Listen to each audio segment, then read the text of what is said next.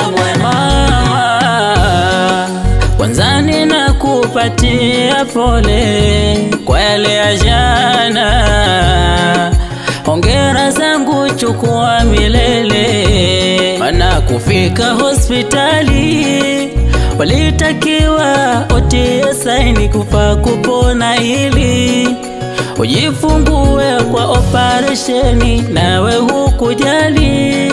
Kakubali roho ikiwa safini na yeye Jalali akakubariki kiundani, na kuombea kwake jalia nyingi dua, kukupatia nyingi nguvu ya kuwalea.